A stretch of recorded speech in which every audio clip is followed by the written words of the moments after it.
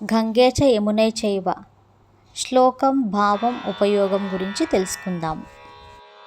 శ్లోకం: గంగే చ యమునే చైవ గోదావరి సరస్వతి నర్మదే సింధు కావేరి జలేస్మిన్ సన్నిధిం కురు.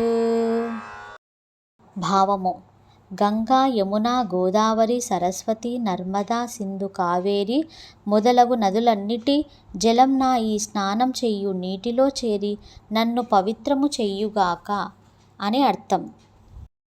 ఉపయోగం: ఈ శ్లోకాన్ని స్నానం చేసేటప్పుడు పఠిస్తారు. గంగా, యమున, గోదావరి, సరస్వతి, నర్మదా, సింధు, కావేరి వంటి పవిత్ర నదులను స్మరించుకుంటూ స్నానం చేయడం ద్వారా మనసు మరియు శరీరం పవిత్రంగా ఉండాలని ప్రార్థిస్తారు. పవిత్ర నదులను స్మరించడం వల్ల భక్తి, ఆధ్యాత్మిక భావన, ప్రశాంతత కలుగుతాయని విశ్వాసం. ఇలాంటి మరిన్ని శ్లోకాల కోసం నా ఛానల్ని లైక్ చేయండి, షేర్ చేయండి, ఫాలో చేయండి. Thank you.